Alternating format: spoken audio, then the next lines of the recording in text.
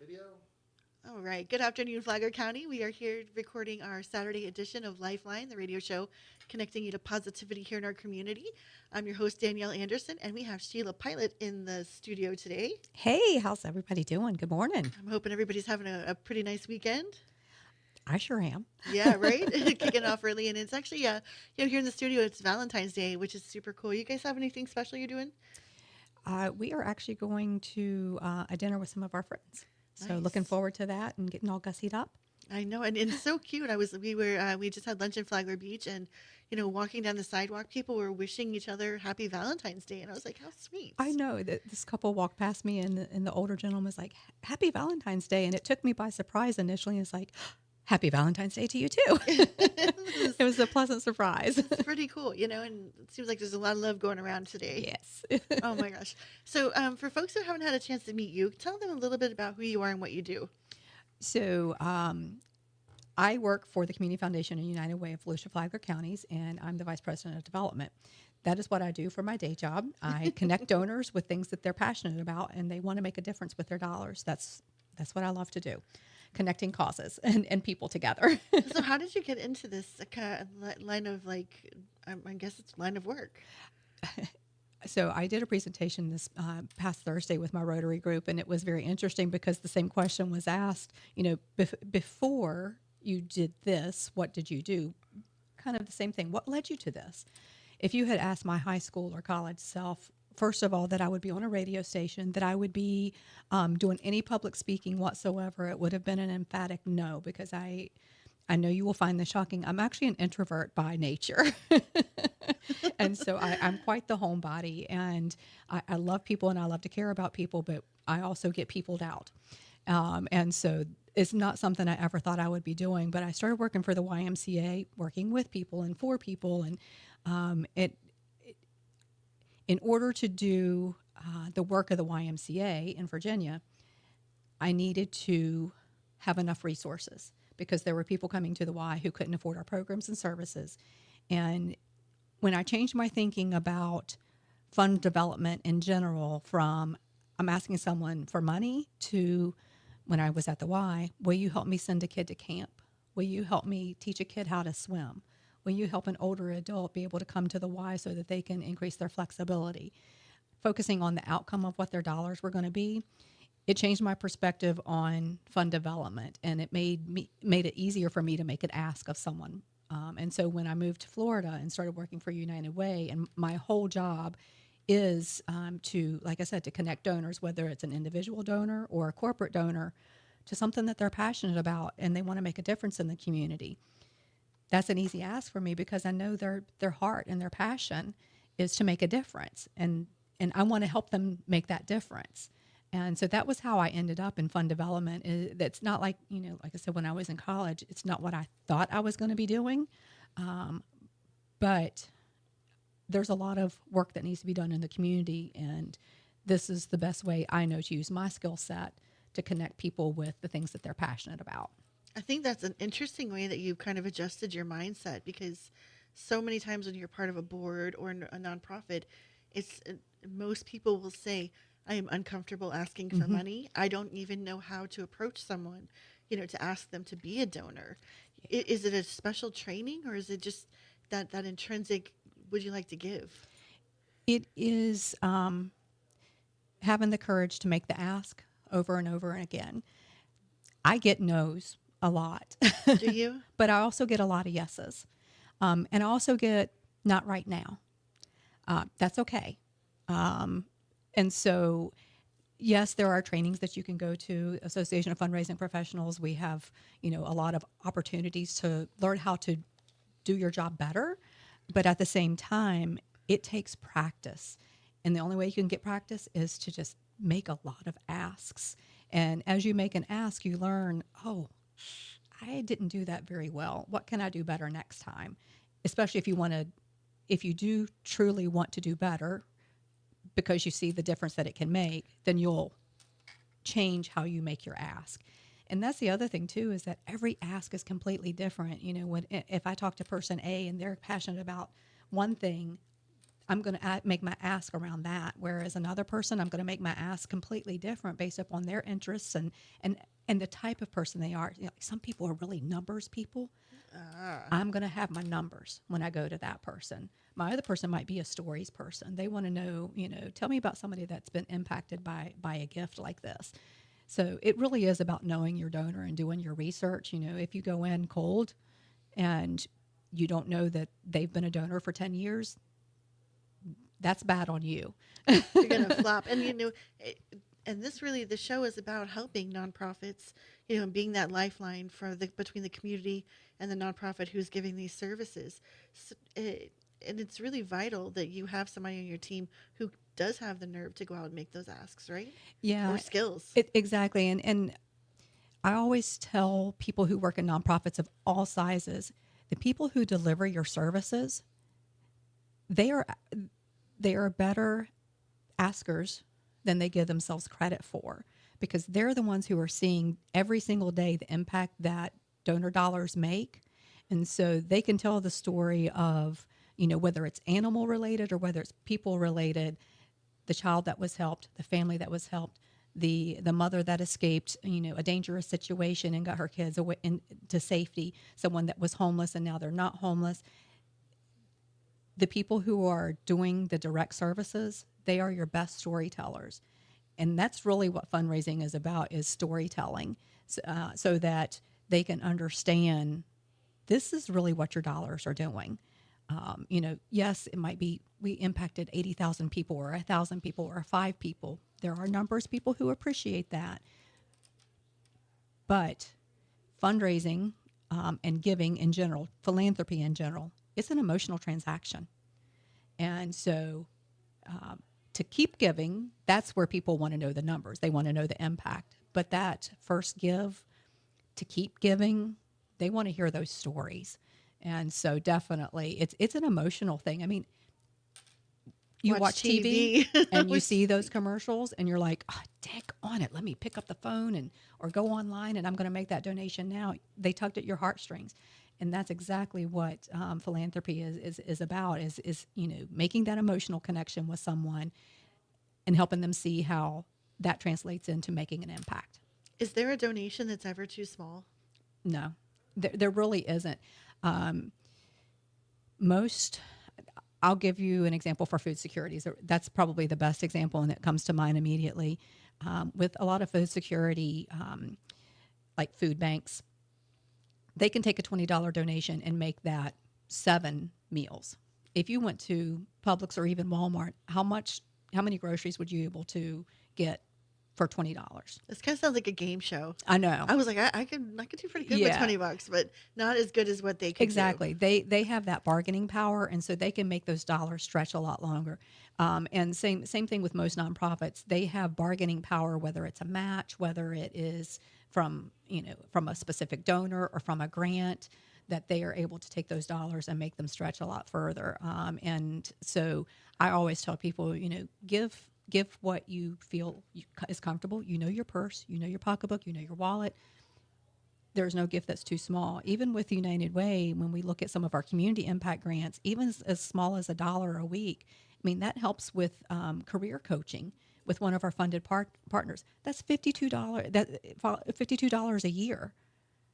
That's how much of an impact you can make with just as small a gift as $1 a week. Imagine if you were making $10 a week, or or something like that. The impact that you could have. And so everybody has a different capacity to give, whether it's a weekly, monthly, one-time gift. Start with what feels comfortable to you. And also, if you can't give your dollars, certainly giving your time is also important. I don't want to discount, that it's that whole time, talent, and treasure. If you don't have the treasure, if you don't have the dollars to give, when you can give your time, that's also appreciated. And for some people who may not have time or dollars to give, your voice, be an advocate for something that you believe in, whatever nonprofit it happens to be. Go to their social media, like their pages, comment on their pages, share their pages. Those things actually do matter. Attend their events. Tell other people about their events. Be an advocate for that, because all it takes, you never know when you sharing it with one of your friends, with your circle of people, that they'll see, your circle of people will see that and become involved. So I really just, meet the donor wherever they are and figure out the best place to plug them in.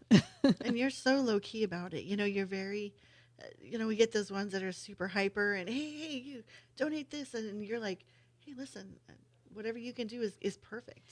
Yeah, and it really is about finding the right way for them to give. We have some people that, definitely they want to see their gift have an impact today. And then there are other people who want to say, I care about making an impact today, but I also want to know that after I'm not here anymore, my dollars can still make an impact. So there are people that, might be interested in something like an endowment or donating to an endowment so that long after they're gone, whatever is important to them, they're able to still contribute to it. So let's say there's a nonprofit that you love and you give every single year to this nonprofit. When you're not here anymore, that's actually, and they're not getting that annual gift, that's going to hurt them, especially if it's a significant gift, or if you've been giving, even if it's $100 for a year, every year for 20 years. That's significant because they're counting on your gift every year. And then when you're not here, they will miss that gift. And so you have a way to potentially set up an endowment or give to an existing endowment that will benefit that organization, for a nonprofit not to have to go out and seek additional donations to replace that missing donation, because for every donation that falls off their roster, they're having to search out anywhere from 5 to 10 more people to replace that, to start that pipeline of givers again. So, I do encourage listeners that if there's something that's important to you in your community, a nonprofit, a cause, whatever it happens to be, to whether it's to us or to, or to your own wealth advisor, to talk about what are your giving options, and what's the best way to ensure your legacy lives on long after you're not here. And so really be thinking about what is my legacy and what's important to me, and make sure the right people know about that. Your people are never too young to have, a will. They're never too young to put a plan together, and those things can also be changed. And do you have, the United Way has the Community Foundation. They have endowments currently, right? Right. We're a very unique organization in that we are both a community foundation and a United Way. As far as I know, we're the only one that have both of them under one roof, and it really allows us to maximize what we're doing and, prevent duplication of grants, and just really streamline that grant process too. But we have current endowments that people can donate to, and we also have philanthropic advisors that can help you, Start your own, right? Exactly, start your own endowment, figure out what is your legacy and what do you want it to be like when you are long gone. And so, and then because of that agreement that you set up with us, your wishes are going to be fulfilled for forever. And you think about that. We actually had a little talk about this. Is that the interest that comes from that is what gets used out there, Right. and then that ensures that it is forever. Right. It's amazing. Yeah, and for it, a lot of people that are listening are probably familiar with endowments. And for those that aren't, you'll have what's called the principal, and that's something that we don't touch. And then the interest off of that continues to grow, and then we have a spend policy. That's actually what gets granted out, and depending upon how the agreement is set, it could go to a single organization. It could go to multiple organizations. For example, a field of interest fund, it might be that you want to make sure that organizations in this community that provide direct services, help people in emergency needs, have the funds that they need. And then we would help find those nonprofits every year forever. That's just incredible that opportunity is there. It could be $100 to 10 little ones, or it could be $1,000 to one big one. Yeah, and that's such a so I've worked in nonprofits for really my whole life, so for over 30 or almost 30 years, and we're looking at when there was an endowment that was put in our name. This is when I was with the Y, and knowing that every year that endowment would spin off $16,000 for our nonprofit. That's $16,000 I did not have to worry about raising every That's year. right. And so this is such peace of mind for our nonprofits to have access to dollars that they can count on every year. And that means one of two things. Either they don't have to worry about fundraising those dollars, or they can expand their services. Which is awesome. So we're going to take a quick break, and then we're going to talk about why you're really here. So we got like a total different tangent. So we'll be right back. So we're behind the scenes, little commercial break. Sheila's killing it over here. Ready, Mark? All righty. So we are back with Sheila Pillath, and we're going to talk about why she's really here today, which is dun, dun, dun. Yes. So I am also a member of the Flagler Beach Rotary Club, and I've been involved with Rotary for many years, and 10 years in Virginia, and then almost 6 years here in Florida. And we have our biggest fundraiser of the year coming up on February 22nd. It's the Race of the Runways, and it is such a unique race. I know that there are other places in the country that have, races on the runway too, but you cannot beat our view. We hold our race at sunset. It's an amazing view. Just the whole race has this amazingly fun vibe. Great for spectators, great for participants, great for families. Awesome medals. The most amazing medals, shirts. And it's just, it's such really the best, like I said, it's a great vibe. And that really is the best way to describe it. There's a whole vibe about being at the airport, with over 500 of your friends. And people are dressed up. And I've done it a couple of years in a row. And it was like, I didn't know how awesome it really was until you get out there and you see that. The first one I did was during COVID, because I was like, nobody could wait to get outside. We were like, let's do something. Right. And it was like, this is really amazing. Yeah. When people, this is our 15th year doing the race. It's our 14th year at the airport. And we're just really appreciative of that partnership with Flagler County, with the airport and everything. It does help, yes, that Roy is part of our Rotary Club. But we have a little bit of an inside track. But, we have a lot of support throughout the community for this particular event, from our sponsors all the way down to, even people who are racing with us, giving us extra donations, and people that are coming as spectators. People are they're just happy. And, you arrive in time to do a sunset race. We actually start with our kids race first. And we had more kids last year than we have ever had. We probably had almost 30 to 40 kids participating. Wow. And this is a kiddie dash. It is not even a full-on race. You're dashing like 100 yards. Oh, that's perfect. And so they just had such a blast with that. And then after the race, then we kick off the main race, the 5K. And, just being able to race through the runways, you're on at an active airport. The airport does not shut down for this. And there's a helicopter that flies around just to make sure in case you fall out. Right. They get you some attention. Right. So that helps light up the track as well. It's very cool. So, and then, as everybody's coming through and giving out the medals, and our awards so not only does everybody get a medal that completes the race, but the people who place first, second, third, their awards are actually chocolate airplanes. Oh, wow. I've never won one of those before. So super cool. And then SMA, their Project Warm, they provide the dinner for us. And so between that and 5-Star Pizza, they also provide some of the pizzas for us. And so we'll set up a big buffet line, and everybody's able to enjoy some beverages and some dinner, and again, more socializing, more music, and all of that kind of stuff. So, and usually there's some stretching that goes on beforehand, the national anthem. Yeah. It's really just like this special community event. Yeah, it really is it is so fun to see people of all ages out there, beforehand dancing and getting warmed up through the YMCA song or something like that, and just really just chatting with people. It's like, oh my gosh, I haven't seen you forever, or right. or you're here too, and that kind of a thing. And so it's just a great way for people to congregate and support a good cause, because all of the dollars raised from this goes right back out into the community for all the projects that we do throughout the year. Without these dollars, things, obviously we make donations to a lot of nonprofits, but even something like, a few years ago we did a project with Boys and Girls Club, and we bought, $10,000 worth of equipment for the Boys and Girls Club here at Rimfire. Or recently we just did AEDs for the beach rescue I was team. going to ask you, can you give us like a quick rundown on some of the stuff you guys do? Yeah,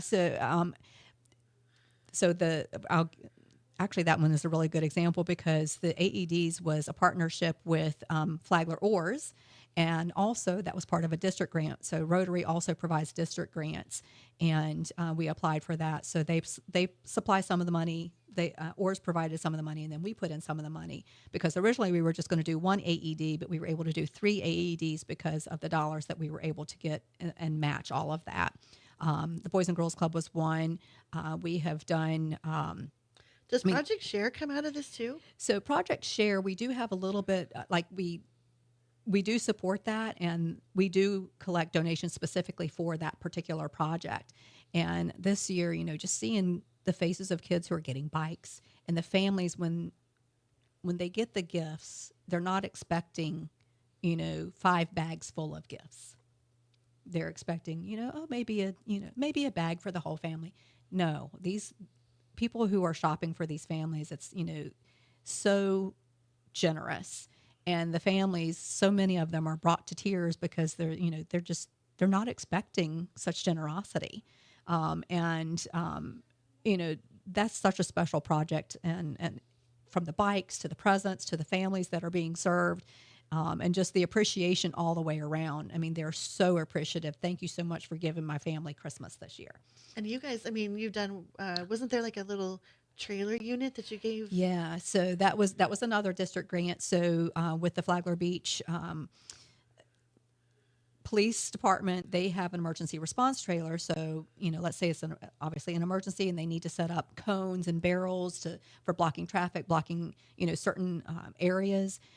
They were having to store that equipment one place, get a truck from another place, go to that storage, get the equipment that they needed, and then go to wherever the emergency is.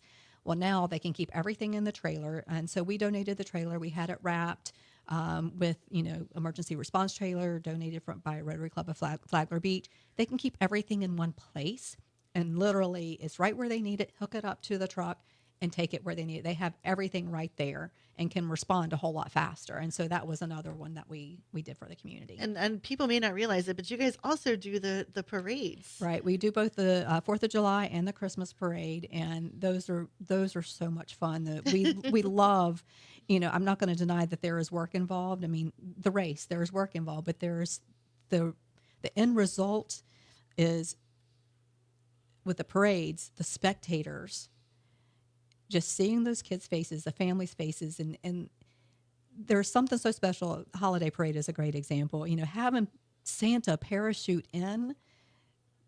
We have people coming to Flagler Beach just to see Santa parachute in to start the parade. They're like, my friends are coming, and they can't wait to see Santa parachute onto the beach and everything like that. And just the whole streets are lined, and kids are waving, and adults are waving, and they're happy. Same thing with the 4th of July parade, and you going up and down the A1A, and they're like little flags waving, and you just have such pride in being a part of something like that. And so that end result is what you're shooting for. At parades, it's happy faces, people having a good time. At the race, it's obviously people having a good time, raising a lot of dollars so you can have an impact in the community. I think it really comes down to you guys, your motto, service above self. And that's something that I've long admired about the Rotary clubs, is that it's always this like selfless giving to the community. Yeah. And we really look at what does the community need? And then we're very thoughtful about the things that we get involved in. What is the benefit for the community? Is this something that we can pull off in excellence, because we don't want to do something halfway? And what are the pieces and parts that it takes to, for it to be excellent? And sometimes we might not have the skill set, but that's when we bring in somebody else, whether it's like a district grant or somebody from the city. That's definitely the reason that I stay involved with Rotary for so long, is that motto of service above self. We just have a lot of really selfless people in our club, and they want to make a difference, whether it's with our early act club, our interact club, so we have our second graders, and then we have our high schoolers. Wow. That we're also already working with, and getting them involved in what Rotary does in the community. And so just, there's so many projects that we have had our hands in, and sometimes like I said, it's a donation, but sometimes we want to do the grunt work. When it came to the Boys and Girls Club, not only did we purchase everything, like I said, it was like $10,000 worth of equipment for them, including computers and furniture and STEM games and STEM activities and stuff like that. Not only did we purchase it, we also went and put it all together for them. You don't mind getting your hands dirty. Exactly. That's awesome. Exactly. So people, is it too late to sign up for the race? It is not too late. You can actually sign up for the race all the way through the day of. It is a little bit like $5 difference, not that much of a difference in Right. cost, but you can sign up until about 5.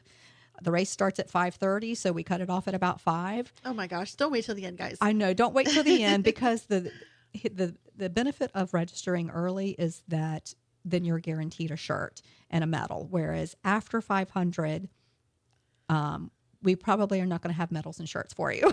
And then I got to tell you, the medals are really awesome. They're like really heavy duty airplanes, and they're just, they're awesome. Actually, I think there's a picture of one up somewhere. It's a red plane this year, right? It's orange. It's orange. It's orange, and it's It's probably cool. it's probably my favorite so far. nice. Even though I've loved all of them, but some people are like, well, I have it from 2020, 21, 22. I missed 23. How can I get the one from 23? Like, they're collector's items. It's like, well, did you raise? No. We can have one. How do people find out if they want to get signed up? So you can go to our website, Flagler Rotary, FlaglerBeachRotary.com. That's one way. Okay. You could also, social media is probably the best way. Just go to our Rotary Club of Flagler Beach on Facebook. That's also really good. Okay. The links are on both to register, more race information. And so whether you're a social media person or whether you're a website person, easy to get to either way. Really quick, just give them the website for the Community Foundation. Absolutely. So ours is actually, I want to make sure, our UnitedForGoodVFC.com. .org, excuse me. I apologize. I didn't want to say that wrong. And so it's like, There it is. What is our own website? So yeah, if you want to get involved, you want to race, you want to give, whatever you want to do, Sheila's your girl. She's got you covered. So thanks for coming in. That was the fastest half hour I've done in like a while. So I know, and we covered a lot of topics. I appreciate it. that's awesome. We do want to thank WNZF News Radio, Flagler News Weekly, Massage by Natalie and Company, the Vigilante Philanthropist, and our local Benjamin Moore Paint Store here in Palm Coast for sponsoring the show. We'll see you next weekend and hope to see you out at the